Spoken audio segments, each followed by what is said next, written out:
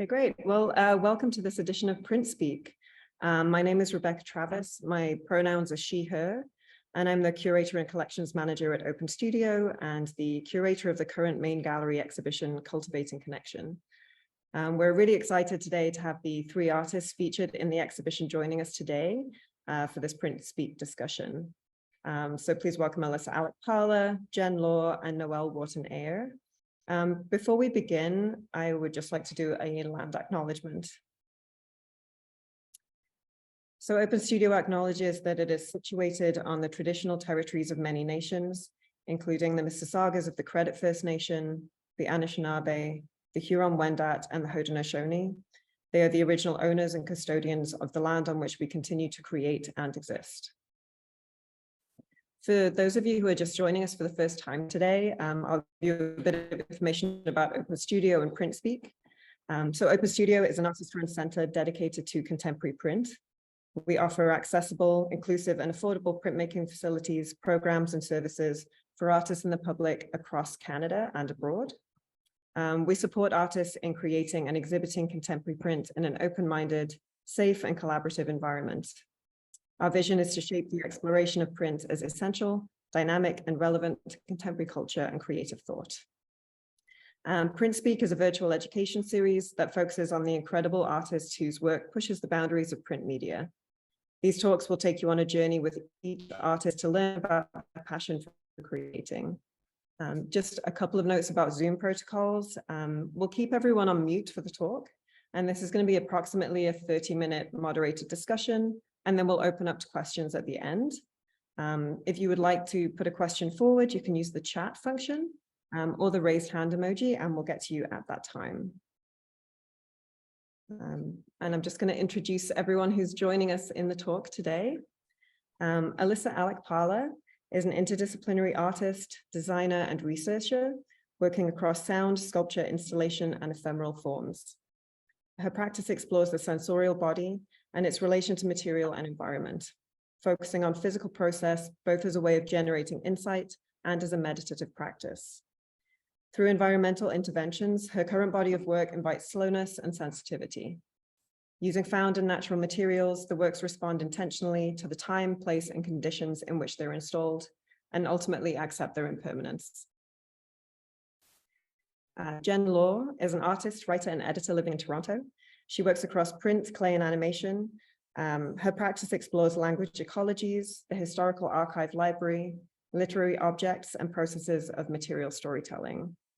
She holds a PhD in anthropology from the School of Oriental and African Studies from the University of London, a BA in anthropology from McGill University, and a BFA from Queen's University in Kingston, Ontario. And Noelle Wharton-Ayer is a Quebec City-based multidisciplinary artist interested in the interaction between exterior botanical spaces and interior psychological and emotional states. She holds a bachelor's degree in visual arts from York University and a master's degree in visual arts from University Laval, and worked for several years as a studio manager at the Artist Run Center Engram. So Cultivating Connection is the exhibition that features works by these three artists, whose use of print-based processes is actively intertwined with botanical material. This includes Jenn Law's recent letterpress impressions into the leaves of wild and domestic plants, Noelle Wharton-Ayer's multimedia collage practice, which encompasses many processes, including anthotype and screenprint, and Alyssa Alikpala's wheat-pasted interventions using collected natural materials. Taking place towards the close of winter and in anticipation of spring, the works in the exhibition engage with communication, unfixed outcomes, and slow viewing. So welcome, everybody. I just want to start by posing a question to all of you, which is what draws you to work with botanical material? And maybe Jenn, can I start with you? Sure. Thank you. I just want to start by thanking you, Rebecca, for curating this exhibition and bringing the four of us together for conversation, and Open Studio for hosting the exhibition, and everyone who is joining us here today for the discussion. I've always, in terms of what draws me to work with botanical materials, I've always been interested, I think, in natural history and collecting found specimens in nature and from the time I was a child, and then later on with my own children. And this is featured in my work in one form or another, in both my writing and my art. But I think for me, the shift towards working with botanicals specifically as materials, as art materials in their own right, happened fairly intuitively during the pandemic, as it did for many people when the world seemed to turn towards its gardens. And our family spent a lot of time, again, like many people, walking and observing closely and collecting in both the city and the countryside. And I feel like I had little desire or even ability to work in ways that I had previously. I didn't have access to the studio, the print studio in particular. And I didn't have much appetite to make work that was lasting or fixed. I was far more interested in working in ephemeral ways and with ephemeral materials, whether it was raw clay or plant materials, things that I gathered and observed. And I feel like that everything I did during this time period and has continued since has felt very experimental and precarious in a way. And I think for me that working with living materials, plants in particular, forces me to respond in specific, unpredictable and collaborative ways, and to be sort of present more in the moment of working. I'm more interested in the processes that go into making the work than any fixed outcome. That's great. That definitely comes across in the work, and we'll get to more of that later. Alyssa, how about you? You work mainly with grasses in your work. Yeah, I also just want to start by saying thank you as well, Rebecca, for curating the show and for bringing us together today to speak about the work. I definitely can echo what Jenn was just saying about the work. Honestly came out of the pandemic as well. And I've also always had a close relationship, spending a lot of time in nature growing up, and even just till today, there's always a lot of time that I have going on walks. And this was especially the case during the pandemic. And at that time, I was thinking about how can I continue to create work without needing to have much access to certain resources that I might have needed before. So since I was spending a lot of time outside, it just kind of naturally emerged out of being in these spaces. And at first I wasn't really working with wheat paste and grasses, but it kind of happened in a sort of happy accident sort of way, where I think also being in an urban environment, seeing a lot of things like, I mean, obviously with the wheat pasting, there's a reference to printed media in terms of like the posters that we see that are put up around the city. And I think I kind of just drew this connection between plant material and using a more ephemeral material like wheat paste to incorporate into the work. And similarly to what Jenn expressed, I have been interested in that ephemeral quality of the work. And I think working with botanical material, there is always this, from the point of collecting and like foraging to the point of working with the material, installing the work, and even after that time, it has like a lifespan within that, and it kind of evolves and changes. And that's something that I've learned a lot from, and it kind of feeds its way back into the practice.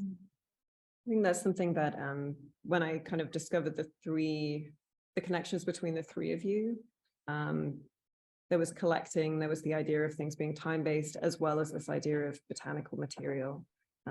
Noelle, do you want to speak a little bit about why you work so much with the botanical material? It's a big part of your practice. Yeah, I guess kind of along the same lines as Alyssa and Jenn. I've always been really drawn to natural spaces, but I grew up like in the city and the suburbs. So for me, it was kind of like spaces was always a bit of a treat. I'm not always in them.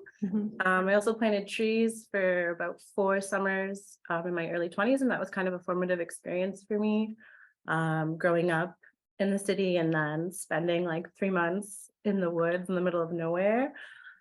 So I guess that kind of difference between growing up in a very urban environment and then finding moments of refuge in spaces that are really natural, botanical, the woods, going on walks. And then there's also the idea of collection, which I think is kind of like a thread between the three practices. Like Jen, I also like to collect things with my kids. So a lot of the plant material that was used in the both series of works, the screen prints and the digital collage, bunch of plants that I collected with my kids. And then I use them in different projects. So there's also, I guess, the thing I really like about the botanical, it's very visually interesting. It's really beautiful. But also seeing how a relationship to the botanical can kind of be maintained long-term. So after I collect something, I kind of create an archive, and then the images from these archives, so either photographs or other techniques that are kind of photography adjacent, like anthotypes, but I can explain that technique a little bit later. I keep them and then I reuse them. So all of the images get scanned, and then these images kind of find their ways into different bodies of work. So I've always been really attracted to the botanical, but it's also, I guess, kind of about like establishing a relationship with images of the botanical, kind of like a way of memorializing things. And then like creating like a long-term relationship. How can I reuse this image in a different way later on?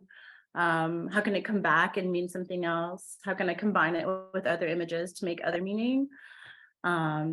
Yeah, so kind of the potential of the botanical for world making is something that I'm really drawn to. It's a really like lovely sentiment, the idea of world making. And I think something else that when both of you and Jen were talking about the kind of sharing that with your children as well, that also was a really nice connection point of something that I think, especially through the pandemic, people were sharing with their loved ones, was this kind of reappreciation of the outdoors and of any small growing space that you possibly had access to. We talked a little bit about the idea of things being time-based or changeable. And I'd like to kind of ask all of you how the ideas of things being unfixed kind of plays into your work, and what draws you to work in a way that's more ephemeral rather than something that's archivally fixed. Alyssa, do you want to start with that one? Sure. Yeah, I mean, as I mentioned before, there's the ability to observe something change over time is something that I've been really drawn to. I think when I first started making these kind of works, that wasn't the main focus, but it came to my attention that that was something that I really liked establishing a relationship with, being able to watch something evolve over time. And I think that's, you know, in a way reflexive of just like, as a person, like everything is always being human. It's like we experience change all the time. Nothing is ever fixed. And obviously like life in general, you know, it's everything sort of feels fleeting in a way, but being able to create these pieces, there's also this beauty that's sort of turned towards acknowledging that something is impermanent and that something will change and eventually, you know, deteriorate. And for me, it causes me to establish a deeper connection with that, with understanding even like my temporality. And yeah, and then another thing that also has become increasingly important to me, I think, through working with materials and working in a way that's ephemeral, is thinking a lot, especially working with natural materials, is thinking a lot more about the environment and about, I've been thinking more about just being responsible in terms of how I consume things. And I think it caused me to think even further about, as someone creating and producing work, how can I be responsible about doing that and not bringing more things into the world that might leave a long-lasting and maybe harmful impact. So being able to work with materials and work in a way that, knowing that these things will kind of return to the earth in a gentle and slow way, is something that I've also found to be really important to the practice. It's beautiful. I mean, I think there's something really lovely that your work, which on the image, it's the work on the right-hand side, the wheat pasted work in the corner, that it will change over the course of the exhibition and kind of have its own lifespan. Like Noelle, you kind of cross between digital and analog works, and the analog works tends to be unfixed. So can you talk a bit about your work with ephemeral material? Yeah, so I guess if we're talking specifically about the digital collage, which is printed on fabric, so it's on the left-hand side of the screen. All of the images, so my practice is like based on this like weird cut and paste collage process that I have. So I guess if we want to talk about temporality, there's always like this instant of pause where I take a picture of something and then I kind of keep it on my computer for a long time, or I collect something and then I kind of let it rest for a while and then I reuse it later. So all of the source images for this work, they're either photograms or anthotypes. And photograms they're like basic black and white photography. You have your photo paper on the enlarger and then you put your images. If we go back, Just go through there. Yeah. there we go. Oh yeah. So on the left-hand side, we have the photograms. And on the left-hand side, sorry, the right-hand side, they're anthotypes. And anthotypes, I guess it's most similar to cyanotypes, except you're not working with chemicals. You're working with like vegetable emulsion. And you can make like an anthotype from anything, you just need vegetable juice. So you can crush flowers, you can crush plants, you can take food powders, you can take actual food, you squeeze the juice and then you mix it with alcohol and then you just paint it on your paper. So it's not really a photosensitive process, it's like a bleaching process. So what I would do, sorry, not the photographs, but the anthotype,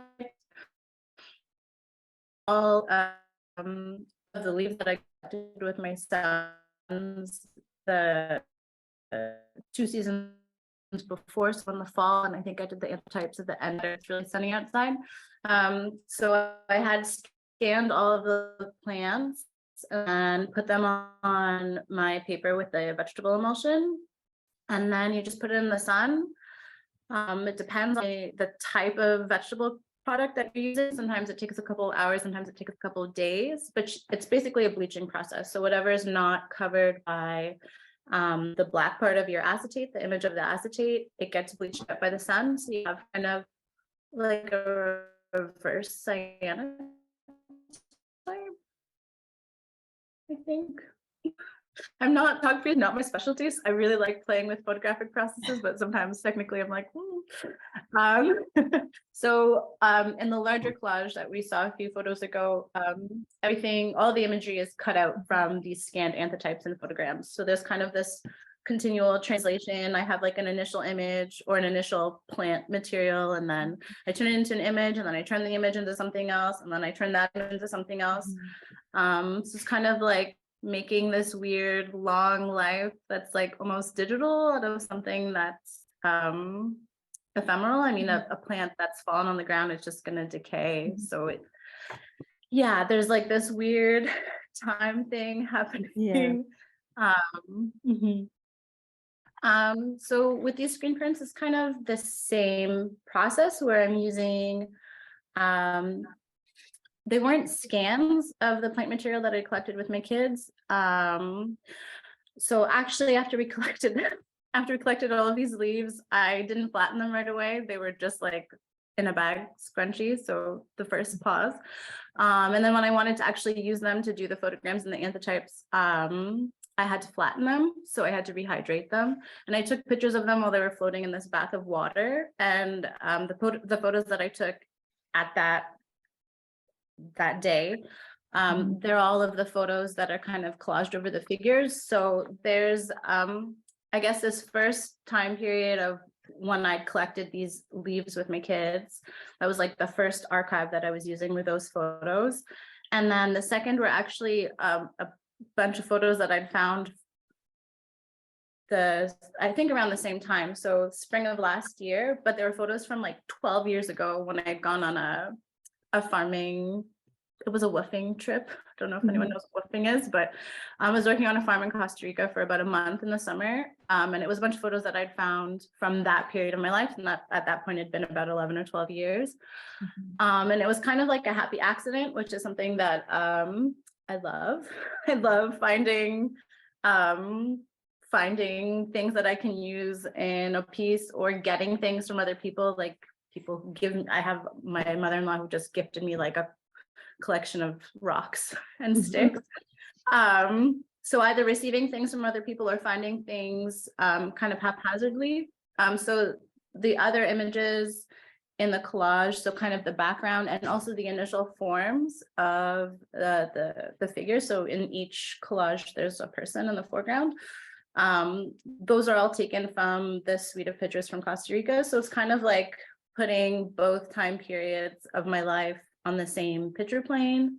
And then it's just the same process of cutting and pasting digitally in Photoshop.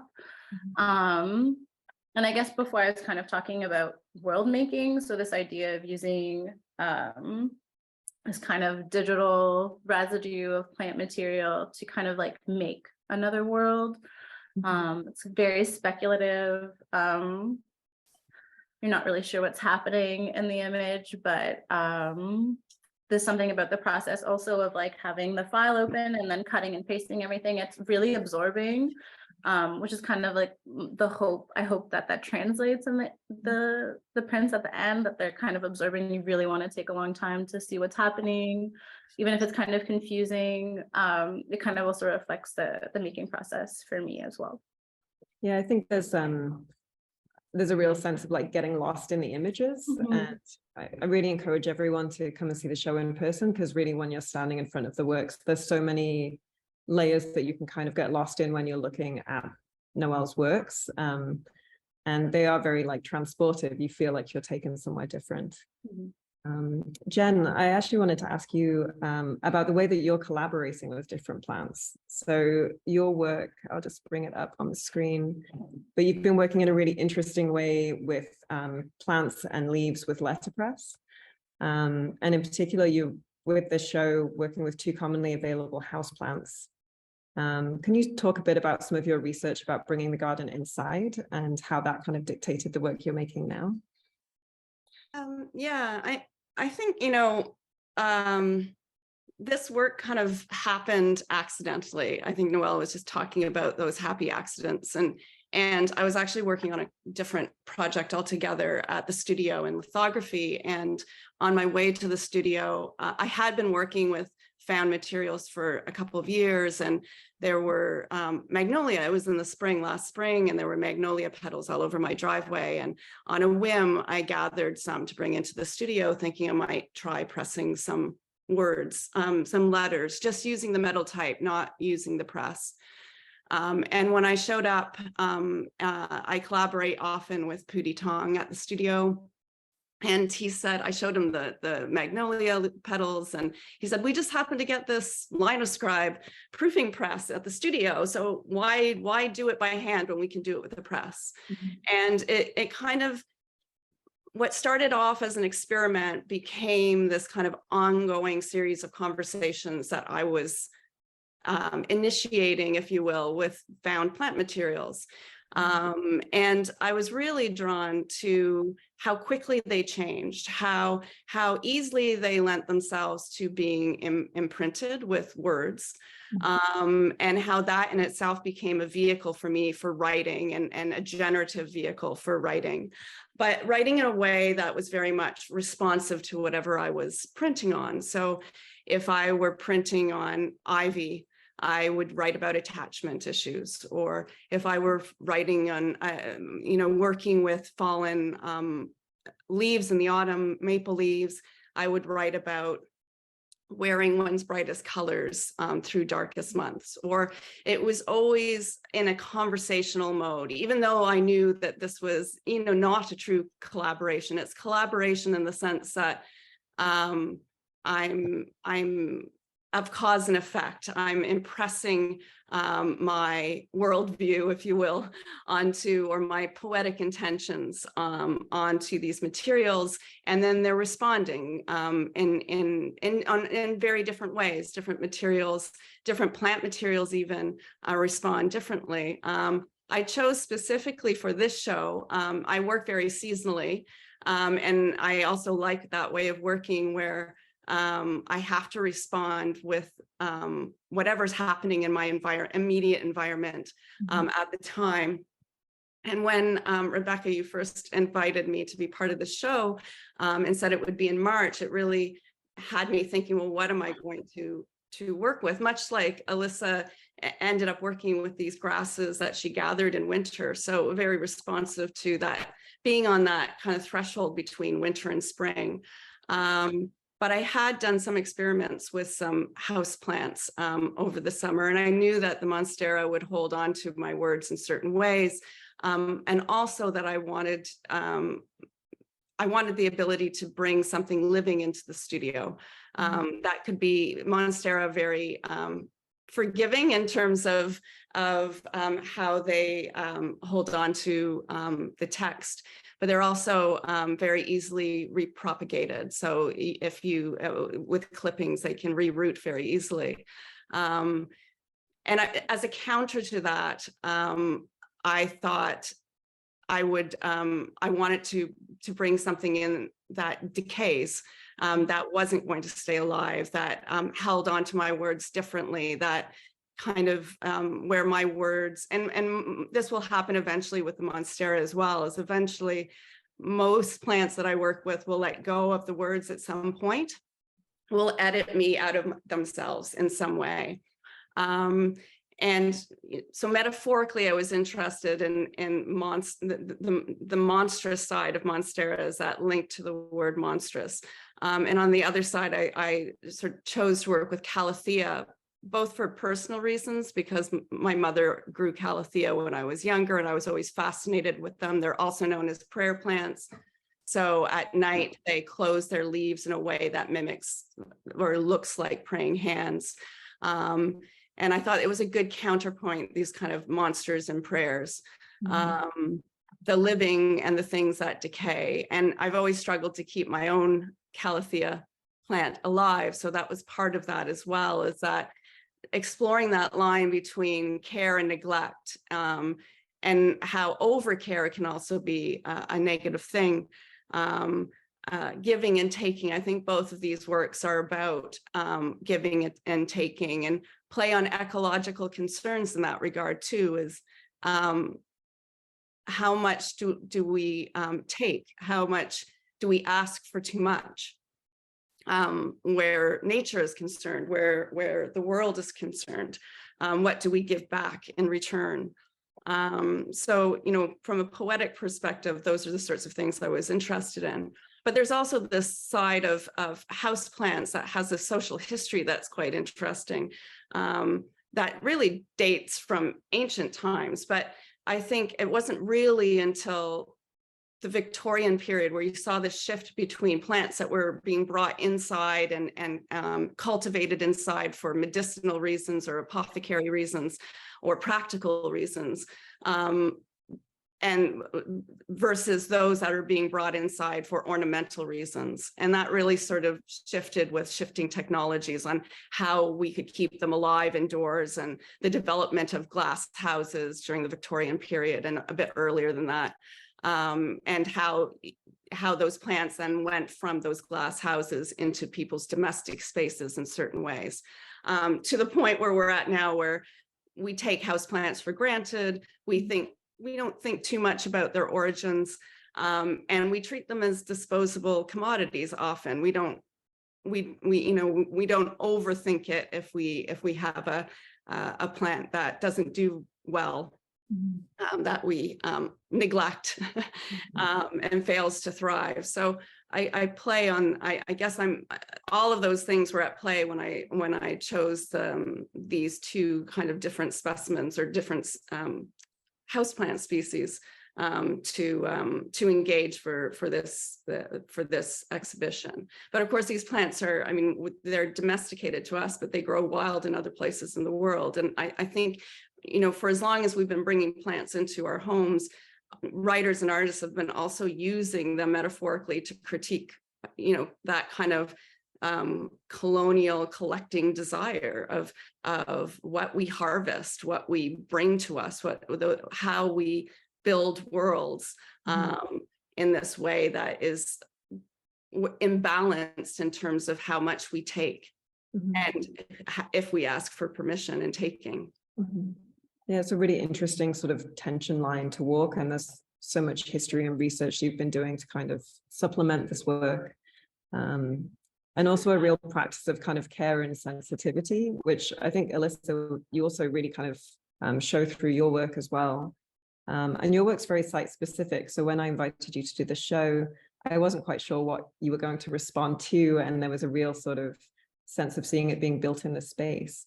So I actually wondered if you could talk a little bit about how you approach being responsive to site and what kind of drives your decision making. And I'll bring up a picture of your work in the show so we can talk. Yeah, I mean, as I speak about, or maybe mentioned before, is that the work really came out of being outdoors. So originally when I was starting to make this kind of work, it wasn't really in gallery sort of spaces and inside and in a more controlled environment. So it is always interesting to think about how to approach these works in that context. But even just taking it back to where it sort of comes from and working in these outdoor environments, it really comes out of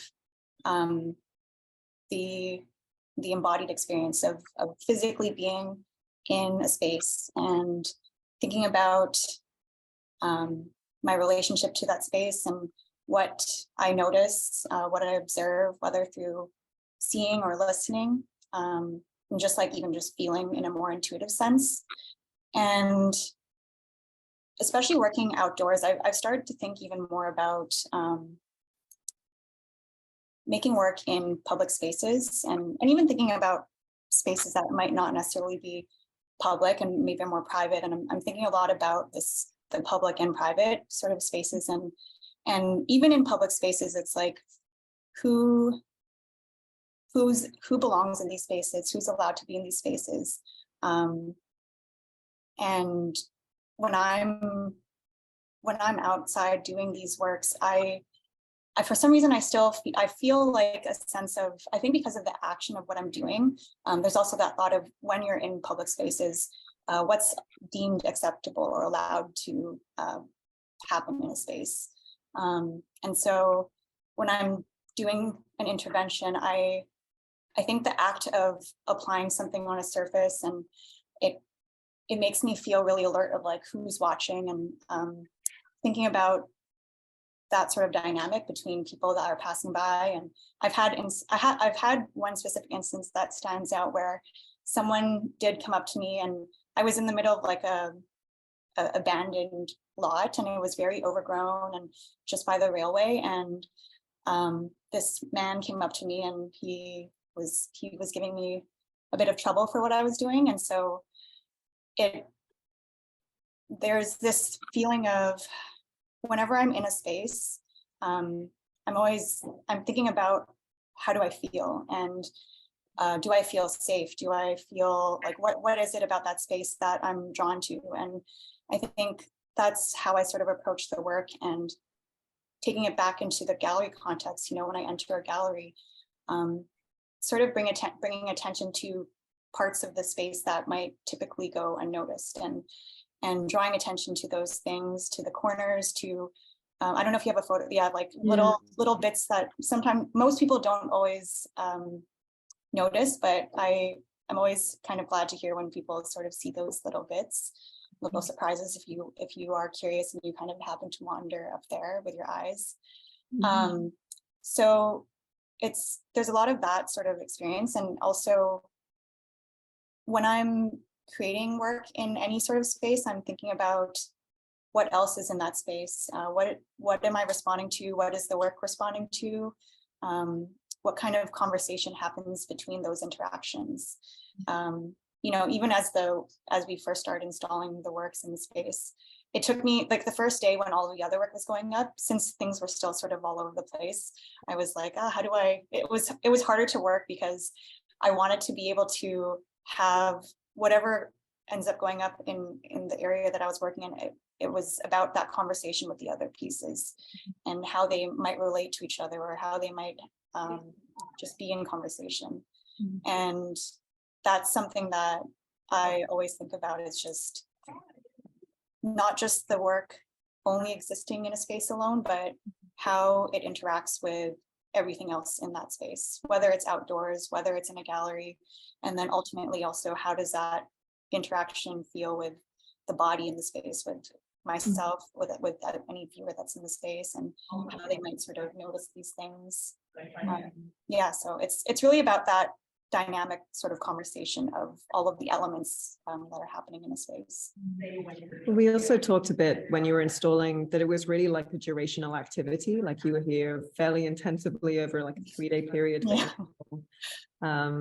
And that it has this sort of performance element too, which I guess that's interesting with that public-private sector that you talked about, where if you're doing this in public off, it may invite unwanted or extra interest, whereas for the most part here, you like we were closed during the day and you kind of have that space to kind of build the work. But I think it's interesting thinking about where this potentially could go in terms of like a performance element as well, because it does have that kind of durational quality, and you're so at one with the way that you're working with your material in that time. Yeah, it's yeah, as you mentioned, I was working very intensely on the work. It was like 40 something hours of installing within 3 days or so.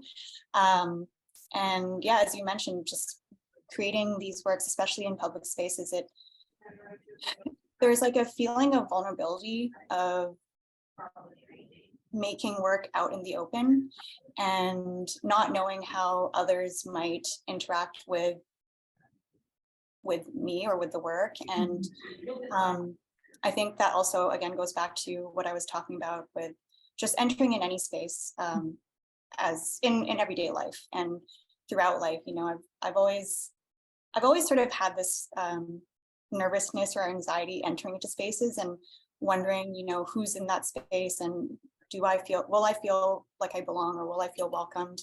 And I think about that with any sort of like especially for any sort of marginalized experience, you know, when we come into spaces, do we feel safe? I think there's always a point of vulnerability entering into that kind of dynamic of who's there or where you are, you know, who does the space belong to, what's allowed. And that's something I'm starting to think about a lot more. Thanks so much. I mean, it was amazing watching you build this piece and the sort of sensitivity that you brought to building that piece within the space as well. I'm quite conscious of time, so I think what we'll do is open it up to see if there's questions from the audience. I'm just going to stop sharing my screen. So as I mentioned at the beginning, if you'd like to ask a question, you can either use your raised hand emoji or you can just write it into the chat. And we'll see if anyone has some questions to ask. And maybe in the meantime, just while people are sort of thinking and typing, we talked a little bit about seasonality with this show, and it really is kind of taking place sort of, I'm saying in hope, anticipation of spring, realizing that the Canadian winter really kind of came back with a force last week when we were opening the show. But that there is this sort of sense of season within all of your works. Alyssa, can you talk a bit about your collecting process and how and where you kind of collect your materials from? Yeah, I mean, we talked about this before, but when you first reached out about the show and mentioned the time that it would be happening, we were both kind of like, oh, I wonder what it's going to be like at that time. I mean, for me, like this practice has really emerged more recently. And so I hadn't done much work in the colder seasons. And so it's really interesting working in that way. I mean, I enjoy it because creates like a deeper sort of sense of understanding what's in my immediate environment, and that in terms of environment, that means also, you know, what are the conditions, or what's the season, and what's available and what's around me. And so yeah, it was a bit of a challenge, to be honest. There wasn't, as usually I would go sort of around the rail path, but it's definitely much more sparse now. My studio is close to the rail path, but the area that I'm in now, there's a lot of construction, and I didn't even realize this when I first had moved in, that they sort of dug up all of the area, all of the green space.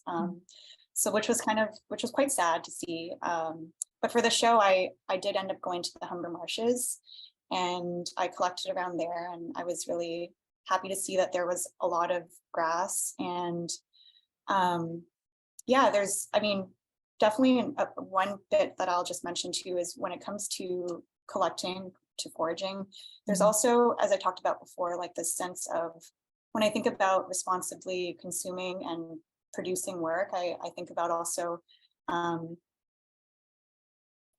approaching that foraging part with care, and thinking about like not needing to take too much. I mean, Jenn really talked about this, and so just taking what is needed, and even of everything that I gather, like trying to use as much of it as I can, and especially again speaking to the seasonality, there's less here, and so how can I get the most out of what is available, and trying to really establish like a more caring and sort of empathetic sort of approach to that whole process. That's great. I mean, I'm fascinated at what you found, even in this kind of time in Toronto. I see Sam Furness you have your hand up. Do you want to unmute yourself and ask your question?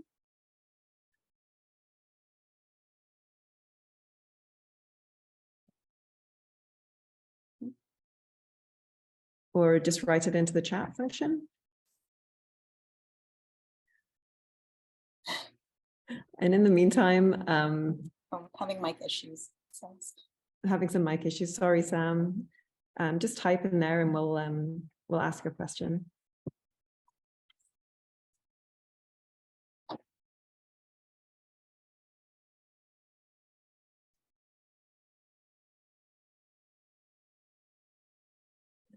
Maybe in the meantime, Jenn, do you want to talk a little bit more about kind of your actual process for how you letterpressed onto the leaves? Because I think it's a pretty unusual way to approach printmaking in the studio that we have. Yeah, in terms of using the linoscribe specifically. Yeah. Well, the linoscribe, I don't know if you have the image, if you wanted to share a linoscribe press is like a mini version of a letterpress that would have been used for proofing to make sure you didn't have any copy edits, or make sure it was running properly. And we do have a Vandercook press that you can almost see in the background behind those leaves. But this particular kind of little mini press works especially well for printing these kinds of dimensional materials, let's say. So, I mean, literally, we set up the type in the chase and lock it up, and lay down the leaves, and the roller kind of rolls across and it embosses. So most of the time I don't use ink. Occasionally I'll ink up the text, depending on the leaf and how. I mean, I've learned a lot about different plants during this process and how they hold on to text differently. So a fleshy leaf like a Monstera works especially well, because it just embosses the leaf in a way that makes it that the wherever there's text transparent. And then because it's an embossment, you put a backing paper on top, you lay down the leaf and you put backing paper on top, and it will actually emboss the pigment right through onto the backing paper. So you also get this pigment print in the process of printing, which is quite nice, kind of side bonus of the process, if you will. Yeah, and you see that actually if you come into the show, there is one of those pigment prints that sits alongside the book piece that Jenn has in the show. I think we have a couple more questions in the chat, so I'm just going to stop sharing. So Sam asks, I'm new to the world of print and wondering what drives each of you toward printmaking as a medium. Wondering if each of you have 3 words that define your relationship to your print practice. Who wants to take that one on first? I can start. I mean, in terms of paper, we're gonna get technical. I really like Arch 88 for screen printing. I do a lot of, I think that's something that I didn't specify before when I was talking about the 4 screen prints. So the digital collages are screen printed by hand. And it's 4-color process, so CMYK, and then underneath the CMYK, there's like a kind of a hidden print in iridescent ink that's kind of like visible depending on like which angle you're looking from. So I really like that paper. It's like really smooth, especially for like CMYK. It's easy to print on. And then I guess why I like printmaking so much, I've been doing it for a long time. I think I've been screen printing now for like 15 years. I think it works well with the way that I work. I think I like when there's lots of steps before you get to the final result, and printmaking is very much lots of steps. It keeps me interested. Yeah. I think that comes through really well in the work that you've got in the show. Alyssa, you're sort of working sort of print adjacently. So maybe a short kind of thing about how you could see your work kind of speaking to printmaking. Yeah, I mean, it's funny because I think when I first started doing this work, I didn't even really think about that relationship with printmaking, and it's kind of nice to see how it's naturally sort of flowed into that space as well, obviously in a more adjacent way. But yeah, there's obviously this direct, so maybe not obviously, but there is a direct reference that I'm making to print media, the way that it's pasted in urban spaces, and especially with the sort of compositions that I'm using, they're typically like referencing like a poster or like something that would be pasted in a space like that. And so I do really like that sort of very subtle but experimental way of crossing into different disciplines, even if it's just by reference of that, and obviously making use of wheat paste. And so I think now, especially since there have been interest from people that are more in that sort of printmaking space, and especially when this show came around, it started to, I'm thinking more about how that relationship can grow and what it can sort of, what that means for what I'm doing, and how to continue sort of digging into that. And even like being in the space at Open Studio, seeing the facilities, it's kind of made me think, oh, maybe I can experiment with some other processes and bring that into the practice. I saw more recently as well that you've been working with like more sculptural ways of kind of creating impressions of spaces using wheatgrass, and kind of then pulling the structure away from the architecture so that it sort of stands on its own but echoes the space where you've installed it. Yeah. So there's also even I'm thinking about that the process of making like imprints and of like copies of a space, but it just the same as this work, it will continue to sort of change over time, just the way that the grass sort of collapses on itself and deforms. And so there's still that aspect of the ephemeral and of the change over time. And so, yeah, it's another thing that I'm really excited to continue experimenting with. And Jenn, can you sum up what draws you to printmaking? Maybe a hard question. Not quickly. I'll sum up some of the key aspects that draw me into print, and like Noelle mentioned, I've been doing it for a long time, and it's at the core of my practice. And part of what appeals to me is the capacity to create multiples of things, the history of print in terms of as a technology for disseminating information, for disseminating knowledge in a way that's accessible. and also the potential for collaboration, I think. And I think probably collaboration would be at the very top of that list, although I mentioned it last. But I think even when I'm not printing, print is a way of thinking about making for me. So I feel like I take strategies that I've learned over years in printmaking and apply them to other media, for example.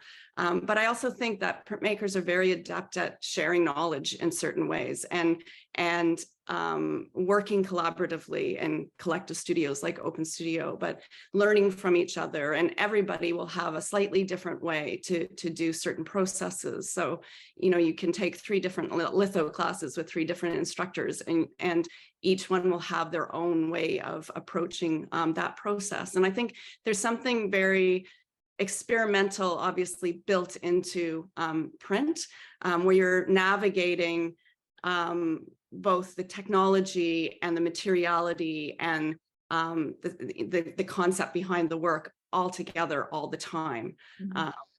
So those are the things, I guess, that attract me to working through print. I feel like that's a really lovely place to kind of end our discussion on today. I just want to thank all 3 of you just for your participation in the show and for speaking about your work and sharing your ideas and your approaches to the way that you make your artwork. I really encourage everyone to come and see the exhibition. The show will run until April 15th. And if you come into Open Studio to see it, you'll also be able to see Phyllis Gordon's solo exhibition in Praise of Lichens, which is a really lovely print-based show, which is sort of running adjacently to Cultivating Connection, and Bestie Mart by Cleopatra Peterson, which is on our feature wall. And our next Print Speak talk actually will be with Cleopatra. So you can join us to learn more about their practice and their current feature wall exhibition on Friday, April 14th. We'll be releasing an Eventbrite for that session as well in the coming weeks. If you missed the previous Print Speak talks, they're available on our YouTube channel. So I think Laura will share the link to it on in the chat function, but you'll also find it on our website. And once we've edited this one, we'll also put that one up on the website as well. And if you'd like to know more about Open Studio, the website and Instagram is the best way to find out about us. If you're interested in printmaking, in learning print, in kind of seeing the different ways that print can be approached, I really encourage you to come and visit us in Toronto if you're able to. And as always, the Print Speak sessions are free, but donations are welcome. Laura will put a donation link in the chat as well. But again, thanks everybody for your participation and for your listening and your questions.